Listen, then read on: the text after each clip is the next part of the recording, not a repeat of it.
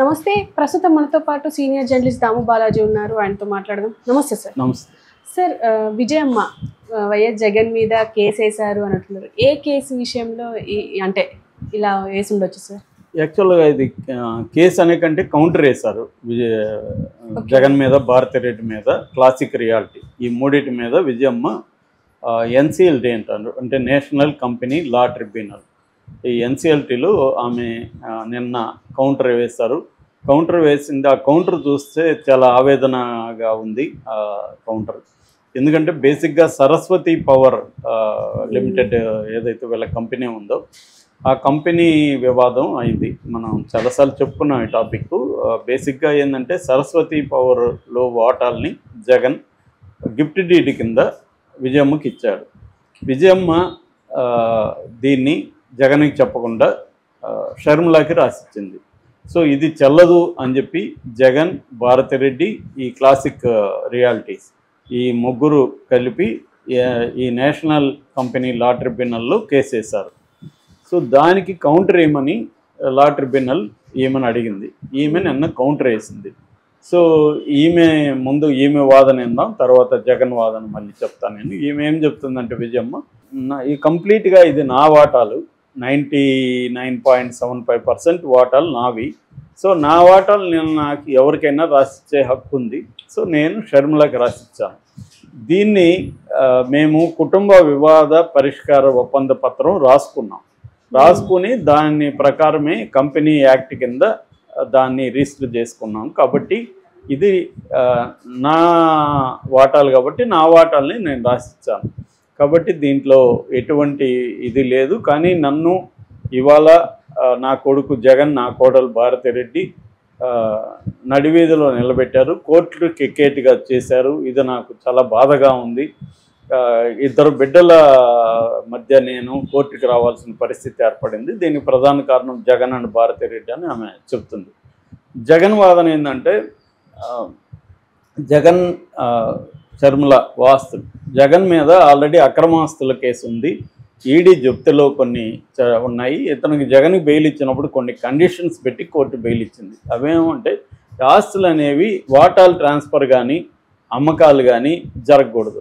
Only రోజువారీ ఇది చేసుకోవచ్చు, మీరు వ్యాపారం చేసుకోవచ్చు, కానీ వేరే వాళ్ళకి అమ్మడం, వాటాలని బదిలీ చేయడం అనేది జరగకూడదు అనేది కోర్టు కండిషను.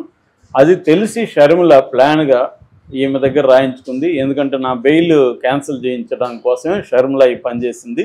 చంద్రబాబుతో కలిసి షర్మిల తెలిసి మా వాళ్ళు షర్మిలకి చెప్పారు కూడా, అమ్మ పని చేయకు, చేస్తే జగన్కి ఇబ్బంది అవుతుంది అని చెప్పితే కూడా వినకుండా చేసింది. కాబట్టి జగన్ లేఖ కూడా రాశాడు ఆమె షర్మిలకు, ఈ పని చేయొద్దని. నేను ఈ కేసులు అవగానే నీ ఆస్తులు రాసిస్తానని చెప్పాడు. అందుకనే నమ్మకం కోసమే ఆమెకి గిఫ్ట్ డీడ్ ఇచ్చాను అనేది కూడా ఎంఓయూలో రాసుకున్నాము. సో అంటే షర్మిలకి ఎక్కడ ఎగ్గొడతాడని భయం లేకుండా ఉండడం కోసమే, గ్యారంటీ కోసమే ఒక ఎంఓయూ కూడా రాసుకొని ఈ కేసులు అవగానే నీకు ఈ ఆస్తులు రాసిస్తానని జగన్ చెప్పాడు. నిజానికి లీగల్గా ఆమెకేమి ఇవ్వాల్సిన అవసరం లేదు.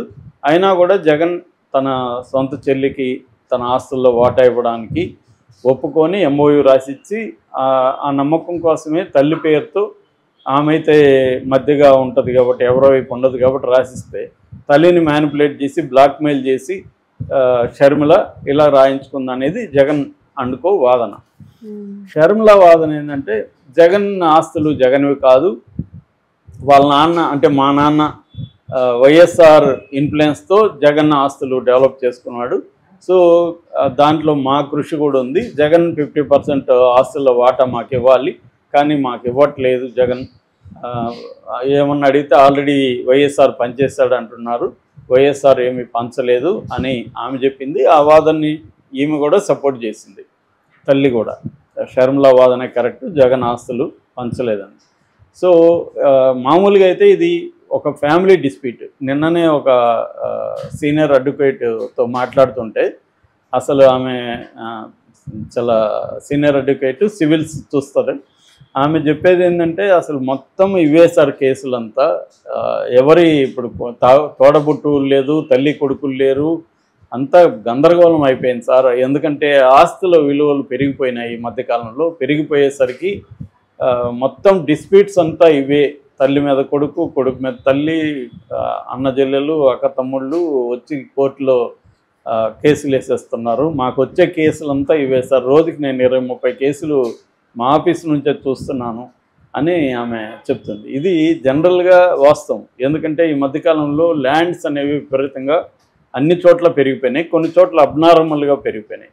సో అందువల్ల గతంలో ఇప్పుడు మామూలుగా మన హిందూ వ్యవస్థలో ఎలా ఉంటుంది, స్త్రీలకి సపరేట్గా ఆస్తి పంపకాలు ఉండవు. వాళ్ళకి ఏంటంటే పెట్టుబడులు పెట్టడం అంటారు. పెళ్లి చేసిస్తారు, డబ్బులు ఇస్తారు, బంగారు ఇస్తారు, కట్నము ఇవన్నీ ఇస్తారు.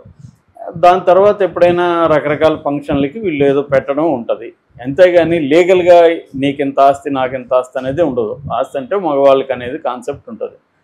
ఇది చట్టం మారింది, తర్వాత మారి తండ్రి ఆస్తులు కూతుర్లకు కూడా వాటా ఉంటుందని. అప్పుడు ఏమైంది, నీకెందుకు కట్నం ఇవ్వాలి, నీకెందుకు గోల్డ్ ఇవ్వాలి, నీకెందుకు మేము పెళ్లి చేసి ఇవ్వాలి, ఆస్తి ఇస్తే సరిపోతుంది కదా అంటే వాళ్ళు అది ఒప్పుకోరు. 2 కావాలి, మాకు అవి ఇవ్వాలి, నీ ఆస్తి కూడా కావాలి అనేది ఉంటుంది. మళ్ళీ తల్లిదండ్రులను ఎవరు చూసుకోవాలి, వీళ్ళు ఆడపిల్లలకి పెళ్ళిళ్ళే అయిపోతారు, కొడుకులు తల్లిదండ్రులను చూసుకోవాలి. మరి ఈ బాధ్యత ఎందుకు అంటే ట్రెడిషనల్గా వస్తున్న ఒక సిస్టము బ్రేక్ అయింది. బ్రేక్ అయ్యేసి ఆ పాత సిస్టమ్ కంప్లీట్గా పోలేదు, కొత్త సిస్టమ్ కంప్లీట్గా రాలేదు. ఈ మధ్యలో ఆస్తులు కావాలన్న గొడవలు మొదలైనాయి.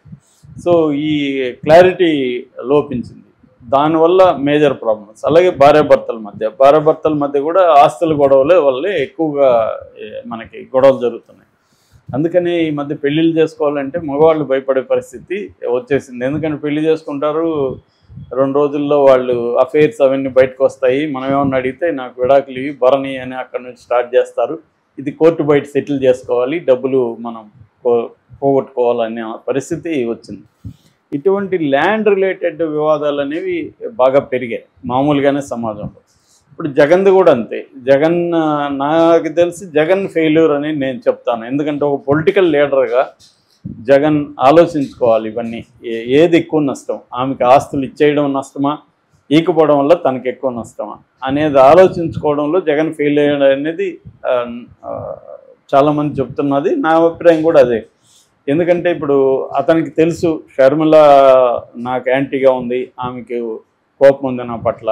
కాబట్టి లీగల్గా మాత్రమే జగన్ ఆలోచిస్తున్నాడు. లీగల్గా పోతే షర్మిలకి ఏమి ఆస్తులు వాటా రాదు, అది షర్మిలకు కూడా తెలుసు లీగల్గా. ఎందుకంటే అది వాళ్ళ నాన్న సంపాదించిన ఆస్తులు కాదు, జగన్ సంపాదించిన ఆస్తులు. దానికి వాళ్ళ నాన్న హెల్ప్ చేశాడా లేదనేది వేరే విషయం, అది లెక్కకు రాదు కోర్టులో.